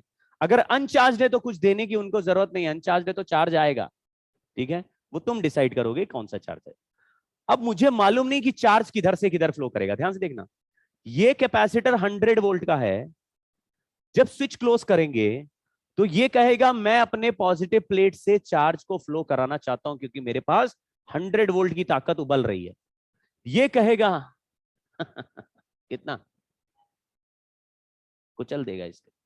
तो ये कह रहा है चार्ज को कैसे धक्का दूंगा और अपने नेगेटिव प्लेट तक भेजूंगा, चार्ज को पॉजिटिव से नेगेटिव प्लेट भेजूंगा। ये भी क्या कहेगा? मैं भी चार्ज को पॉजिटिव से नेगेटिव। कौन जीतेगा? ये तो हमें दिख रहा है वैल्यू, तो हम बोल सकते हैं कि कोई जीतेगा। ऐसा भी तो हो सकता है कि कभी कभी हमको जज नहीं कर पाए, वैल्यूज नहीं दियो क्लियरली, ऐसा दे दे ये V1 है, ये V2 है, बस ऐसे नंबर लिख देते तो हम कैसे बताते कि V1 बड़ा है V2। तो उस समय हम चूज कर लेते हैं कि किसी एक कैपेसिटर से चार्ज फ्लो करेगा। इस रास्ते में कोई भी और ब्रांचिंग नहीं हुई है, यानी कोई जंक्शन नहीं आ रहा। देखो ये बस वायर मुड़ गया है। जंक्शन समझते हो, एक पॉइंट से कम 3 रास्ते बनते हो, यहां पे बस मुड़ रहा है वायर। तो चार्ज कहीं डिवाइड, तो आप देखना कभी भी ऐसा लूप बना है तो कैसे हमको बिगिन करना है। इस कैपेसिटर के प्लेट पे कितना चार्ज था ऑलरेडी? बहुत सही, 360। कैसे पता चला? सीवी कर दिया, 360 हो गया। 360 वाले प्लेट से क्यू चार्ज निकल गया, ऐसा मैं मान लेता हूं। ये क्यू निकल गया, तो इस पे कितना चार्ज बचा? 360 माइनस क्यू, इतना चार्ज बचा है। लेकिन थोड़ा अपने आप से ये मान लेना कि क्यू का वैल्यू इतना भी नहीं होगा कि ये पॉजिटिव प्लेट नेगेटिव हो गई। 360 से थोड़ा सा चार्ज 10-20 निकल गया, थोड़ा निकल गया, लेकिन ये प्लेट अभी भी क्या है? पॉजिटिव है। ठीक है, ये चार्ज गया, पॉजिटिव चार्ज गया, और ये न्यूट्रल कैपेसिटर के पहले प्लेट पे प्लस क्यू जाके बैठ गया। देखो प्लस क्यू जा रहा ना, ये बैठ गया। तो इसका कौन सा प्लेट पॉजिटिव दिखेगा? राइट वाला, लेफ्ट। तो यहां पे कितना लिख दें, और सामने वाले प्लेट को क्या लिख दें?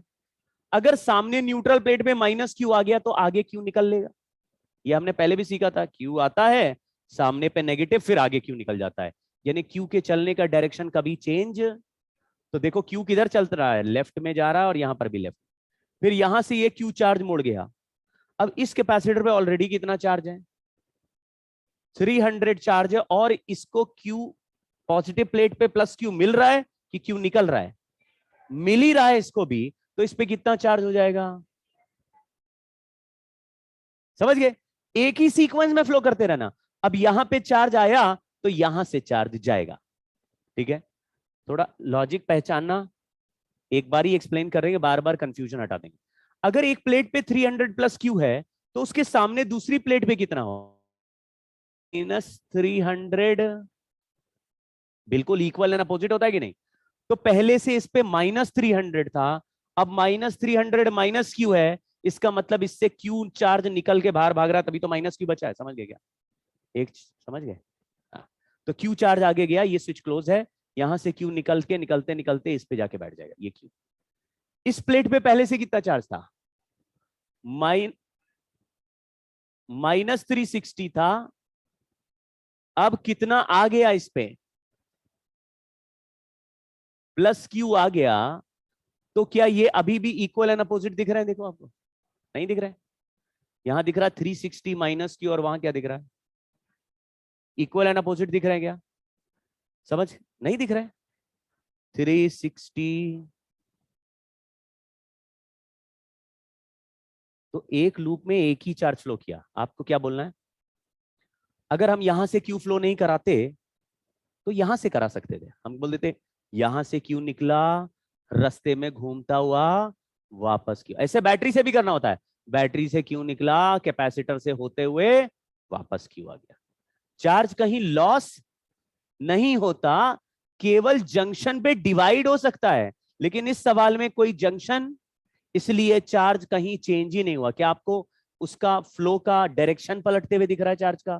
बिल्कुल नहीं दिखेगा। क्यू चार्ज गया लेफ्ट में, नीचे, फिर राइट में, फिर वापस।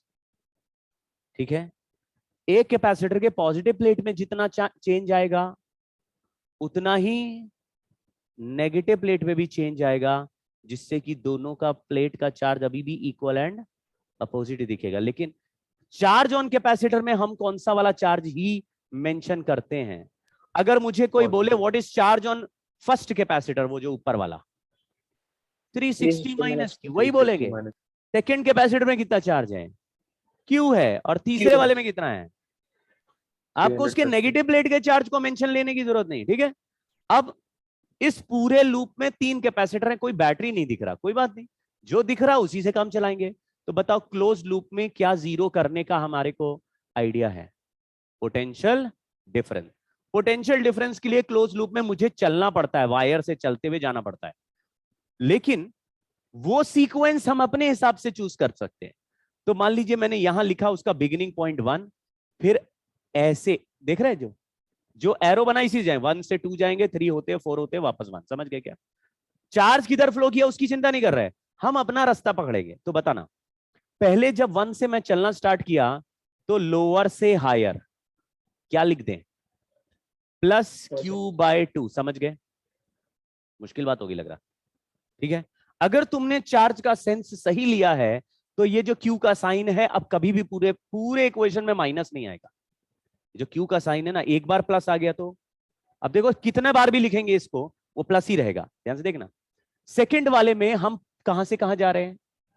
पॉजिटिव से नेगेटिव जा रहे हैं, और चार्ज का वैल्यू कितना है? कभी भी नेगेटिव प्लेट का चार्ज नहीं लिखेंगे, समझ गए? तो लिख रहे हैं पॉजिटिव से नेगेटिव प्लेट में चले गए, तो मैंने माइनस लगाया और अंदर क्या लिखा? बाय। आपको दिख रहा है ये Q का साइन पॉजिटिव है, ठीक है। फिर ऐसे आ गए यहां से नेगेटिव से पॉजिटिव, प्लस 303 इक्वल टू,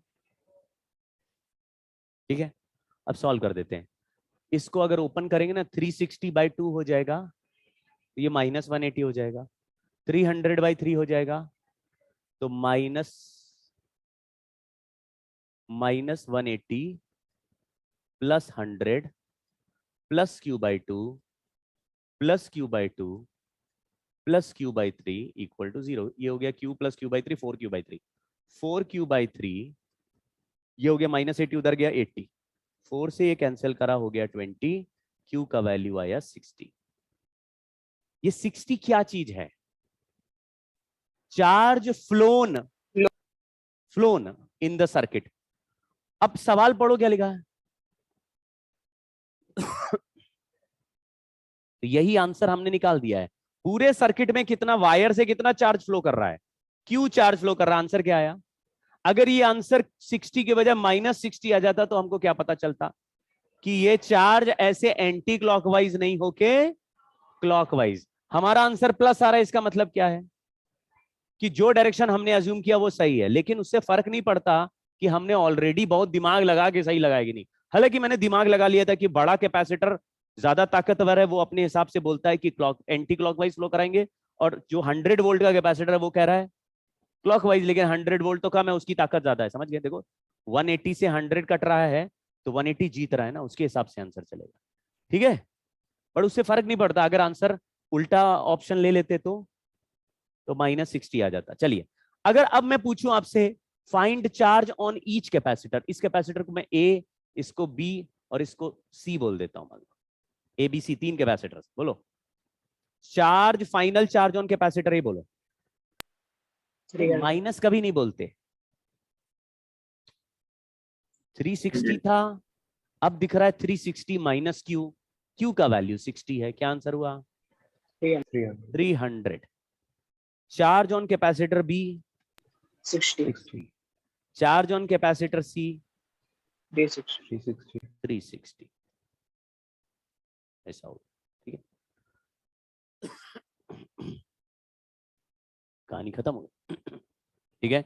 आप कंजर्वेशन ऑफ चार्ज की चिंता मत करना कि सर ये तो बड़ा गड़बड़ हो गया, पहले एक पे 360 था, दूसरे पे 300 था, तीसरा नहीं था, 0 था। अब दिख रहा है एक पे 360, दूसरे पे 300 और तीसरे पे 60 एक्स्ट्रा बन गया। कंजर्वेशन ऑफ चार्ज जंक्शन पे लगाते हैं, लूप में नहीं लगाते। लूप में क्या लगाते हैं? पोटेंशियल डिफरेंस का सम 0। पोटेंशियल डिफरेंस का सम 0 हो गया अभी भी। चलिए, तो ये इक्वेशन लिखना थोड़ा थोड़ा सीख गए। पोटेंशियल डिफरेंस के फॉर्मूला Q/C से बन रहा है, और चार्ज का formula C into V1 minus V2 से चार्ज बन रहा है। समझ गए? तो जब जंक्शन रूल लिखेंगे तो C into V1 minus V2, C2 into V1 minus, समझ गए ना, V3 माइनस V, ऐसे करके ऐड कर रहे होंगे। और जब लूप लॉ लिखेंगे तो लूप लॉ में ऐड वोल्टेज को करना है, लेकिन वोल्टेज को किसके रिस्पेक्ट में लिखना पड़ता है? चार्ज को, चार्ज के। और चार्ज को किसके पॉइंट ऑफ व्यू से लिखना पड़ता है? वोल्टेज के। समझ रहे हैं? तो दिखने में लगता है चार्ज का इक्वेशन बना रहे हैं, लेकिन इक्वेशन में कौन से नंबर्स दिखते हैं? वोल्टेज वाले। जब यहां पे दिख रहा है वोल्टेज का इक्वेशन बनाना है, तो वोल्टेज की जगह कौन से नंबर्स दिखते हैं? चार्ज वाले, समझ रहे हैं? इसलिए लोग कंफ्यूज हो जाते हैं कि सर हम चार्ज सम जीरो कर रहे थे लेकिन चार्ज तो दिख ही ना, तो वोल्टेज ही दिख रहे थे उसमें, तो V1 V2 V3 सब दिए हुए थे, हम कैसे लिखते हैं? अरे चार्ज का वैल्यू वोल्टेज डिफरेंस इंटू सी से ही बनेगा, और वोल्टेज का वैल्यू चार्ज से बनेगा। तो चार्ज अज्यूम करो, वोल्टेज का सम जीरो करो, वोल्टेज अज्यूम करो, चार्ज का सम जीरो करो। चार्ज का सम जीरो किस में लगाना है? जब एक ही पॉइंट से तीन चार रास्ते बनते हो। सवाल दूर से दिखेगा, एक ही पॉइंट है, तीन चार रास्ते बन रहे हैं, charge into potential difference, charge into potential, charge into potential, ऐसे सबका सम जीरो। उल्टा बोल दिया, capacitor into potential difference, capacitor into potential. ठीक है, चलिए अब कॉम्बिनेशन ऑफ कैपेसिटर मामला बहुत इजी है। हाँ, ऐसा लग रहा है जैसे रेजिस्टेंस में ये पढ़ा हुआ है। अगर रेजिस्टेंस होता तो इसका आंसर क्या होता? बस उसको नहीं बोलना है, तो उल्टा बोल देना है। उल्टा क्या है कि सर पैरेलल में भी हमने जो फॉर्मूला पढ़ा था, क्या वो लगा सकते हैं? बिल्कुल उल्टा ही लगा दो। ठीक है क्या? पढ़ा रेजिस्टेंस में था, वो सीरीज वाला पैरेलल में। एक और कोई जगह बताओ जो ऐसा ही हमने वहां भी किया था। सर एसएसएम स्प्रिंग में वाले किए में थे, ऐसे। स्प्रिंग वाले में। हाँ, यस सर। जब स्प्रिंग एक के आगे एक लगाते थे तो सीरीज वाले स्प्रिंग में K effective 1/K effective is 1/K1 plus 1/K2। तो कैपेसिटर और स्प्रिंग के आंसर एक जैसे हो गए, और रेजिस्टेंस का आंसर जो हमें ऑलरेडी पता है वो अलग है, तो रेजिस्टेंस तो अकेला रह गया बेचारा। तो रेजिस्टेंस जैसा एक और टर्म है, मतलब वो बिल्कुल रेजिस्टेंस वाला फॉर्मूला फॉलो करेगा, उसको हम इंडक्टर बोलेंगे, इंडक्टर कॉइल, इंडक्टर। ठीक है, तो चार लोग हो गए, दो दो की जोड़ी बन गई। इंडक्टर और रजिस्टर एक जैसे। इंडक्टर क्या होता है? कैपेसिटर का भाई। दूसरे चैप्टर में कैपेसिटर का भाई है वो, फॉर्मूला किसके जैसा है लेकिन भाई कैपेसिटर का है। कैपेसिटर में एनर्जी स्टोर होती है इलेक्ट्रिक फील्ड के फॉर्म में, एनर्जी स्टोरेज डिवाइस। इंडक्टर में एनर्जी स्टोर होती है मैग्नेटिक फील्ड के फॉर्म में। तो इंडक्टर क्या बनाता है? और एनर्जी स्टोर कर लेता है। तो इंडक्टर बिल्कुल कैपेसिटर जैसा प्रॉपर्टी बनाएगा, लेकिन सीरीज पैरेलल में वो किसकी तरह दिखेगा? रेजिस्टेंस की तरह। और कैपेसिटर किसकी तरह दिखेगा? स्प्रिंग की तरह। कैपेसिटर किसकी तरह दिखेगा? और रजिस्टर का उल्टा। अब कैसे डेराइव करना उसको भी जल्दी से देख लो, क्योंकि डेरिवेशन आ जाता है तो थोड़ा सुकून आ जाता है कि हाँ कुछ उल्टा नहीं पड़ रहे। तो हमने क्या किया, मान लो यहां एक बैटरी लगा दिया, बैटरी V वोल्ट का है। आप सीरीज में समझना, क्योंकि ये स्टार्टिंग पॉइंट से ही मामला जो क्लियर हो जाता है वो बात तक ठीक चलता है। V वोल्ट का बैटरी लगाया यहां से यहां तक। इसका मतलब क्या हुआ कि ये जो बैटरी है वो इस कोने से उस कोने के बीच में कितना पोटेंशियल डिफरेंस क्रिएट कर देगा? V। उसके बीच में कितने कैपेसिटर हैं? 3 है, तो क्या तीनों को V दे देगा? नहीं। अगर यहां से यहां चल के जाओगे तो 3 कैपेसिटर जंप करने का वोल्टेज क्या है? V है। यानी तीनों का कैपेसिटर में एक को V1 मिला, दूसरे को V2 मिला, तीसरे को V3 मिला, तो V किसके इक्वल होगा? समझ गए क्या? तो 10 वोल्ट का बैटरी, तो इसको कितना मिला? तो 10 वोल्ट तो नहीं मिला, उसको 2 मिल सकता है, 3 मिल सकता है, कुछ कम ही मिलेगा। इसको कितना मिला? थोड़ा इसको भी मिलेगा। इसको कितना मिला? थोड़ा उसको मिलेगा, लेकिन तीनों को ऐड कर दे तो आप समझ गए सीरीज में क्या डिवाइड हो गया? वोल्टेज डिवाइड हो गया, लेकिन क्या सेम हो गया? यहां से Q चार्ज निकला तो पहले कैपेसिटर को कितना चार्ज गया? Plus Q। तो दूसरे प्लेट पे कितना आया? तो आगे कितना गया? मैंने बोला एक रास्ते में एक ही चार्ज फ्लो करता है। ये कैपेसिटर खाली इसके ऊपर भी प्लस Q चला गया, तो यहां पे प्लस Q, और फिर आगे कितना गया? तो प्लस Q इसको मिला, फिर यहां कितना गया? तो Q होता हुआ यहां बैटरी भी आ गया। समझ गए क्या?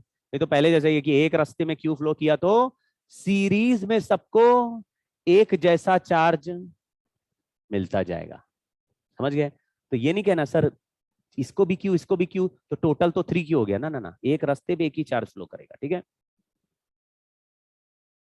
तो ये लिख देंगे V is equal to V1 plus और Q क्या है, सेम है सभी का, तो Q सेम और V सम, सेम और सम दिख रहा है। चलो बताना, V1 को Q बाई C1 लिख सकते हैं, V2 को और V3 को। अगर ये तीनों मिला के एक कैपेसिटर इमेजिन करें, एक ही, ऐसे माने ये तीन नहीं है, उसकी जगह एक है और उसका आंसर सी इफेक्टिव है, तो यही बैटरी लगाने पर ये भी इतना ही चार्ज खाएगा, तभी तो इफेक्टिव है। समझ गए क्या? बोल रहा है तीन की जगह मैंने एक कैपेसिटर लगाया, वो एक अकेला भी वही चार्ज बुलाता है जितना तीनों मिल के बुलाते थे। इसका मतलब है इन तीनों के बजाय इस कैपेसिटर को रिप्लेस कर सकते। तो मैंने अगर एक ही कैपेसिटर होता तो इसका वोल्टेज कितना हो जाता, क्यू बाई सी, पूरा वी का वैल्यू किसके इक्वल हो जाता, तो अकेला V Q by C effective. Q तो सेम है। क्या आंसर आया, समझ गए क्या? वोल्टेज डिवाइड हो रहा है कि नहीं, वोल्टेज डिवाइड हो रहा है कि नहीं, वोल्टेज डिवाइड हो रहा है। वोल्टेज में क्यू बाई सी आंसर है वोल्टेज का, यानी बड़े कैपेसिटर का वोल्टेज और छोटे कैपेसिटर का वोल्टेज उल्टा लग रहा है कैपेसिटेंस में। ठीक है, अब मैं वोल्टेज को डिवाइड करने का फॉर्मूला बना रहा हूं, दो में आसान होता है, तीन में थोड़ा डिफिकल्ट।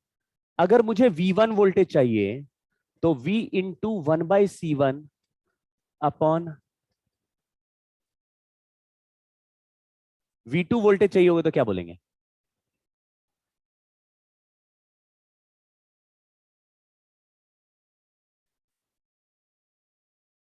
ठीक है, एक स्पेशल केस कर लेते हैं।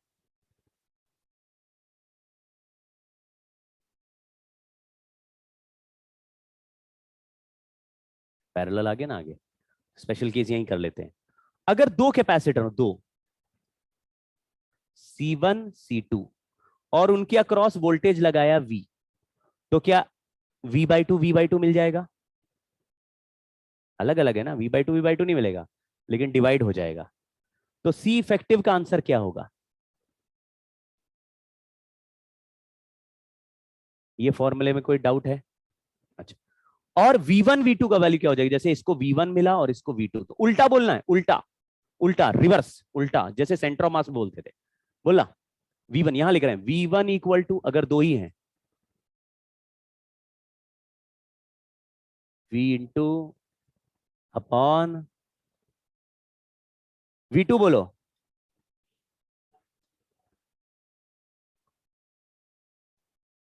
उल्टा डिवीजन समझ में आ रहा है? सेंटर मास में भी ऐसे उल्टा लिखते थे। अगर बोलते थे M1 से डिस्टेंस बताओ, M2R upon M1 plus M2, M2 से डिस्टेंस बताओ, M1R upon M1 plus M2, उल्टा VC2 upon C1 plus VC1 upon C1 plus, उल्टा। ठीक है, ज्यादातर टाइम हमको दो कैपेसिटर दिए रहते हैं, अगर दो से ज्यादा दिए हैं तो भी दो बना सकते हो। जैसे इस सवाल को करने के लिए मान लो C1 C2 C3 दिया, बोल रहा है C1 का वोल्टेज बताओ, तो C2 C3 को जोड़ के एक कैपेसिटर पहले बना लो। समझ गए?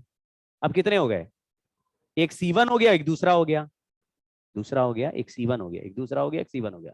फिर मुझे डिवाइड करना वोल्टेज, तो मान लो इसका वैल्यू 2 है और इन दोनों को मिला के वैल्यू आ गया 3, तो इसका वोल्टेज हो जाएगा 3/5 और इसका हो जाएगा 2/5। लग रहा लल्लू हो गए तुम लोग।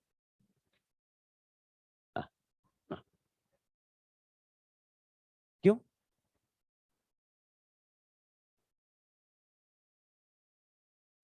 V कहां कट जाएगा? नहीं नहीं, C और C1 प्लस C2 के डायमेंशन सेम है, ये आपस में कट गए तो V1 का आंसर V के टर्म्स में ही तो आ रहा है, वोल्ट का आंसर वोल्ट में।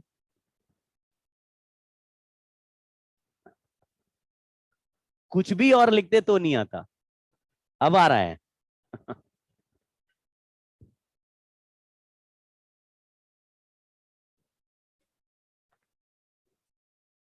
वो जनरल आंसर लिखा है। अगर 50 कैपेसिटर सीरीज में है और तुम्हें दूसरे कैपेसिटर का वोल्टेज चाहिए तो क्या लिखोगे?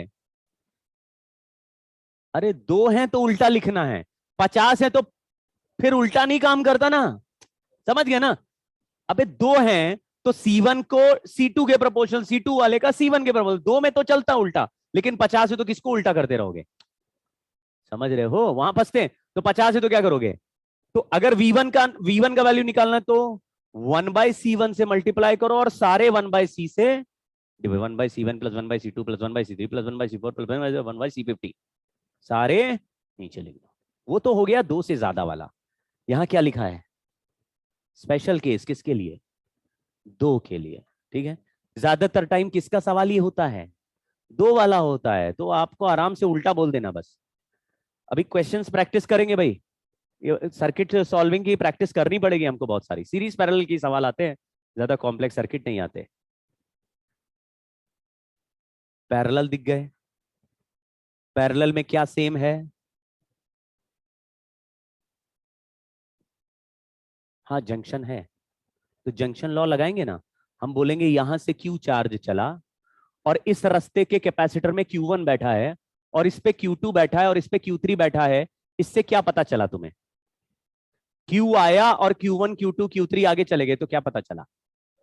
जो आया वही तो आगे गया। तो Q is equal to Q1 plus Q2 plus Q3, यानी कि चार्ज को क्या करना पड़ेगा?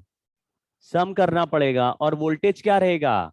क्या Same. उल्टी बात लिख दी है? बिल्कुल रिवर्स बात हुई। पहले क्या था? सीरीज में वोल्टेज ऐड करोगे तो टोटल वोल्टेज आएगा, और पैरेलल में चार्ज ऐड करोगे तो टोटल चार्ज आएगा। तो क्या सेम रहेगा पैरेलल में? और पहले क्या सेम था? चार्ज सेम था, वोल्टेज ऐड करो। अभी वोल्टेज सेम है, चार्ज ऐड करो, तो रिवर्स चल रहा बिल्कुल। तो क्यों इसको लिखेंगे C1V और इसको लिखेंगे C2V और इसको लिखेंगे C3V, क्योंकि V सभी को सेम है। और यहां लिख देंगे C इफेक्टिव V। तो क्या जो ऑप्शन एक्सपेक्टेड था वही आ गया। चार्ज का फॉर्मूला C1V है, V सबके लिए सेम है, यानी चार्ज प्रोपोर्शनल टू C1 हो गया। Q2 का वैल्यू प्रोपोर्शनल टू C2, यानी बड़ा कैपेसिटर पे ज्यादा चार्ज आएगा, छोटे कैपेसिटर पे कम चार्ज जाएगा। तो ये तो सिंपल हो गया।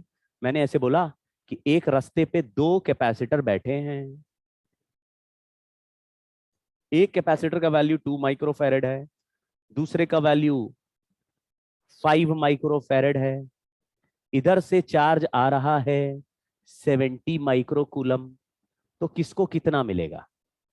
ये 2:5 है, तो चार्ज का रेशो भी बस ऐसे कर दो। 70 नंबर दिया ही है, दोनों मिलके 7 हो रहा था, 70 दिया। इसको कितना दे दो और इसको कितना दे दो? 50। अच्छा, इसको 20 दोगे तो इसका वोल्टेज कितना हो जाएगा? वोल्टेज चार्ज अपॉन कैपेसिटेंस से आता है। इसको 50 दोगे तो कितना हो जाएगा? पैरेलल में दोनों के वोल्टेज। समझ गए क्या? ये भी कंफर्मेशन आ रहा है कि नहीं आ रहा? ठीक है, समझ गए? ऐसे कर ली। नहीं तो आप इनको पैरेलल में ऐड भी कर सकते थे कि ये पैरेलल में 2 और 5 ऐड करोगे तो कितना हो जाएगा, यानी 2 मिलके कितने कैपेसिटर हो गया? तो एक कैपेसिटर कितने का हो गया? और 7 पे कितना चार्ज आ रहा है? 70, तो कितना वोल्ट मिला? तो 10 वोल्ट। अब दोनों को अलग अलग दे दो, तो इसको 10 दे दोगे 20, इसको 10 दे दोगे तो 50। समझ गए क्या? पहले मिला लो, वोल्टेज निकल आया, वोल्टेज फिर दोनों को सेम वोल्टेज दे दो, उससे सॉल्व कर लो। सीरीज पैरेलल ऐसे हमने रेजिस्टेंस में भी सॉल्व किए हुए हैं। बस यहाँ पे थोड़ा केयरफुल रहना। क्या उल्टा चल रहा रिजल्ट, जल्दी में क्या करते हैं हम लोग? पुराना फॉर्मूला लगाए तो आंसर गड़बड़ हो सकता है, तो थोड़ा थोड़ा रुकना पड़ता है। चलिए लिखा है minimum number of condenser, condenser मतलब capacitor, each of capacitance 2 microfarad in order to obtain resultant capacitance of 5 microfarad will be। Minimum number चाहिए। अगर मैंने 2 पैरेलल बनाए तो 2 + 2 4 हो जाएगा, लेकिन एक और पैरेलल लगाया तो 6 हो जाएगा। हमको कितना चाहिए? तो 3 पैरेलल लगाए तो 6 हो जाएगा। अच्छा, 2 सीरीज लगाए तो 2 और 2 मिलके 1 हो जाएगा। सीरीज में जितने लगाते हैं उतने से डिवाइड होता है। अगर 3 सीरीज में लगाएंगे तो 1/3 हो जाएगा, 4 सीरीज में लगाएंगे तो 1/4 हो जाएगा। बहुत सही। तो 2 सीरीज में लगाते हैं तो 1 हो जाता है, और वो 1 के साथ 2 के 2 पैरेलल लगा देते। तो ये बताओ अभी कितना है, ये कितना वैल्यू है? अभी सीरीज समझो ना, सीरीज मतलब कट रहा है, उल्टा है ना रेजिस्टेंस से, तो थोड़ा रोकना पड़ेगा अपने आप को, जल्दी में आंसर रेजिस्टेंस वाला निकलेगा। 2 + 2 कितना हो गया? अरे ये 1 हो गया, ये 2 + 2 नहीं है, ये 1/2 + 1/2, 1 हो गया, 1 का रेसिप्रोकल 1, समझ? हाँ। फिर हमने क्या किया इसके साथ, एक पैरेलल लगाया। अब ये ऊपर वाले ब्रांच का कैपेसिटेंस कितना है?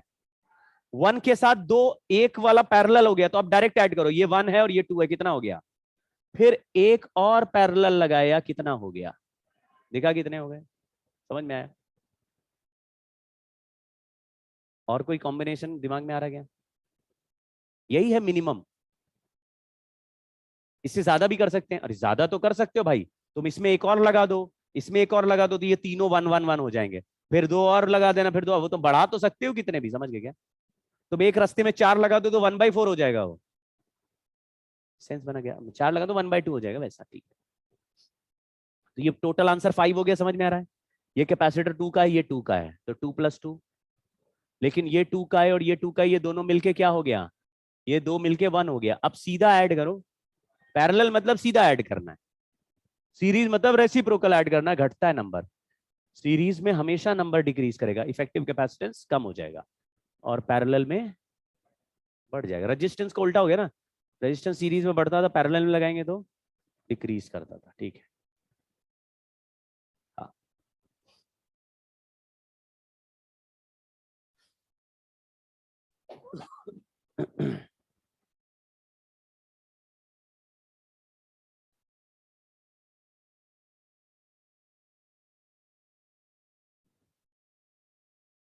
लिखा है the charge on left plate of 10 microfarad, दिख रहा है 10 माइक्रोफेरेड कहीं? Left plate of 10 microfarad is -30, तो 10 माइक्रोफेरेड का कौन सा प्लेट +30 होगा? राइट वाला, यानी चार्ज किधर से आया होगा? जिधर से चार्ज आता पहला प्लेट पॉजिटिव होता है, किधर से चार्ज किधर चल रहा होगा? तो मतलब ऐसे चार्ज गया होगा, करेक्ट है? ऐसे गया होगा, यहां पे 30 चार्ज गया है, तो यहां पे 30 डिवाइड हुआ होगा और यहां से 30 गया होगा, कुछ समझे क्या? तो इसमें कितना चार्ज है? 30 माइक्रोकूलम यहां भी है, ऐसे गया, और आगे 2 पार्ट में डिवाइड हुआ और यहां पे मिलके वापस 30 बन गया, और इधर 30 जा रहा है, समझ गए क्या? मतलब कोई बैटरी कनेक्टेड है वो दिखाया नहीं है, बस चार्ज फ्लो कर रहा है वो दिखाया। क्वेश्चन लिखा हुआ है charge on right plate of 6 microfarad. अब बताइए यहां चार्ज कितने पार्ट में डिवाइड हो रहा है? अभी अभी मैंने आपको सिखाया था चार्ज डिवाइड कैसे करते हैं। यहां पे कैपेसिटेंस का रेशियो दिख रहा है आपको, चार्ज उसका उल्टा डिवाइड होगा, चार्ज उसका उल्टा डिवाइड होगा। तो बताओ कितना रेशियो चल रहा है कैपेसिटेंस का? 3:2, और 3 वाले पे पूछा है, 6 वाले पे पूछा है ना, 6:4 है।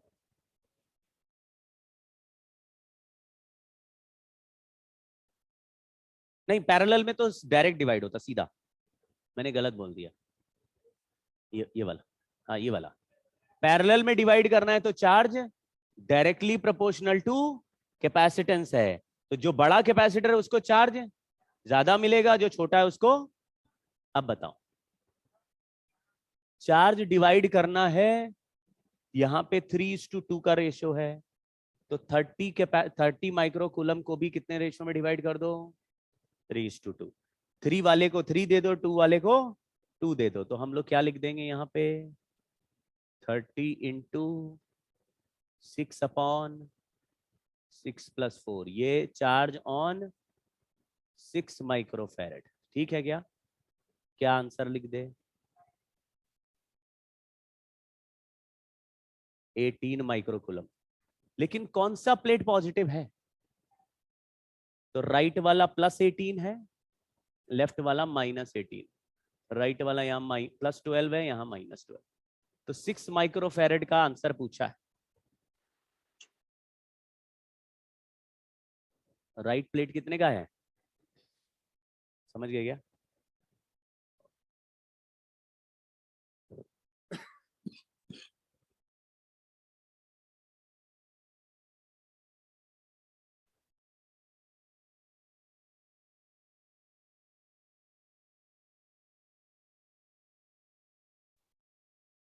ठीक है, यहाँ पे ब्रेकडाउन वोल्टेज टाइप का कुछ बात है। एक बार हमने ब्रेकडाउन वोल्टेज की बात करें तो कुछ याद आया किसी को?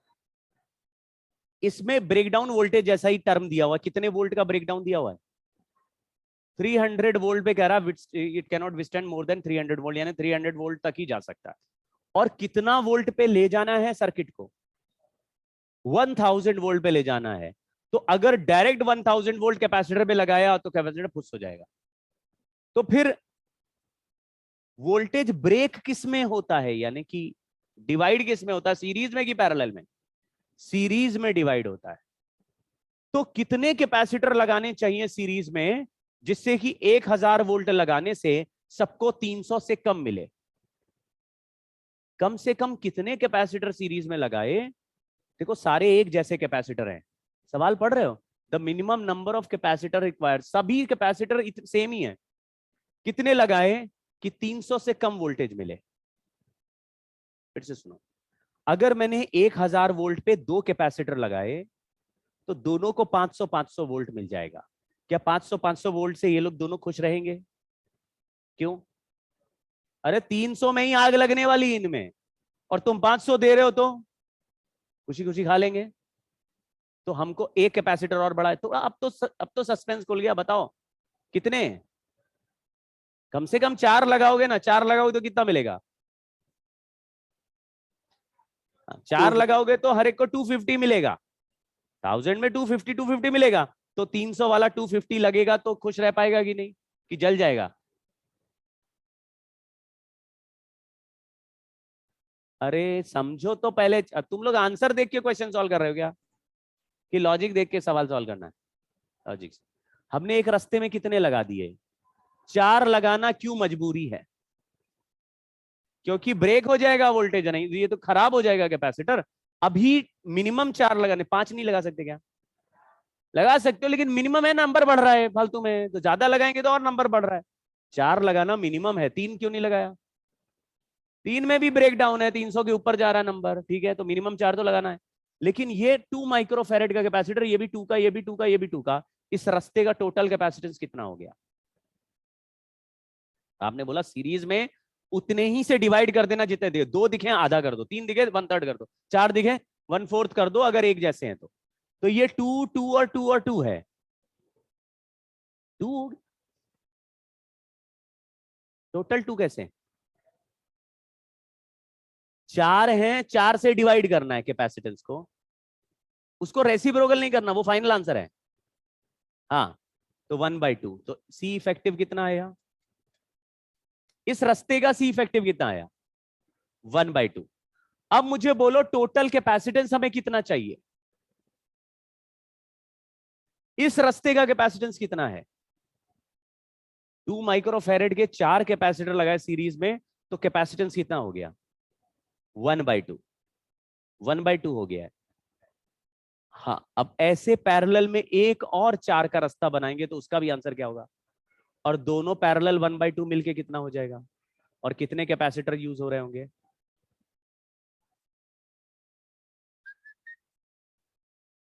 सॉरी, उल्टा सवाल है ये, मैंने वहां का ले लिया इसको और यहाँ पे उल्टा कर दिया ना। ये 1 के 4 कैपेसिटर हैं, मैंने उल्टा सॉल्व कर दिया। अच्छा यही बोल रहे थे इसलिए रो रहे थे क्या? ओहो, मैं वैसे ही डांटे जा रहा था। ये 1 माइक्रोफेरेड है, ये भी 1 माइक्रोफेरेड है, ये 1 माइक्रोफेरेड है, ये 1 माइक्रोफेरेड है। अब सब लोग लल्लू ही बनाएंगे मुझे कि सर हाँ हाँ हम तो यही बोल रहे थे, आप ही गलत कर रहे हो। बोलो अभी इस रास्ते का कैपेसिटेंस कितना हो गया? 1/4 हो गया। इस रास्ते का कैपेसिटेंस 1/4 है। अब ऐसे कितने रास्ते बनाए पैरेलल कि सब मिला के आंसर 2 हो जाए, क्योंकि फाइनल आंसर 2 निकालना है।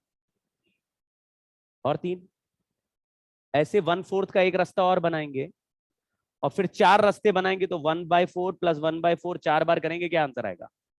1 आएगा, 2 आ जाएगा क्या? तो 2 बनाने के लिए क्या करना पड़ेगा? तो ऐसे कितने ब्रांचेस लेने पड़ेंगे? 8 ब्रांचेस लेने पड़ेंगे पैरेलल में। हर ब्रांच में कितना कैपेसिटर है? हाँ, 4 कैपेसिटर्स हैं, टोटल 8 ब्रांचेस हैं। टोटल नंबर ऑफ कैपेसिटेंस बोलो, टोटल नंबर।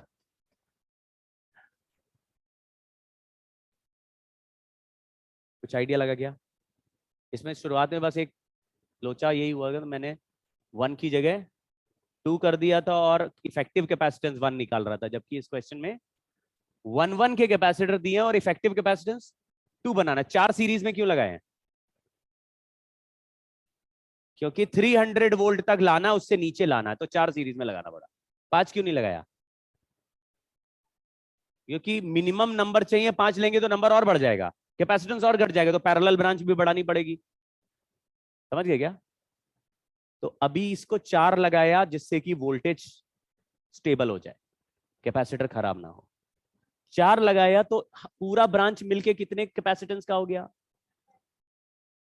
तो फिर 1/4 का एक ब्रांच हो गया, तो और 1/4 के ब्रांचेस लगाएंगे जिससे कि पैरेलल में सारे 1/4 ऐड होके टोटल कैपेसिटेंस बढ़ाएं।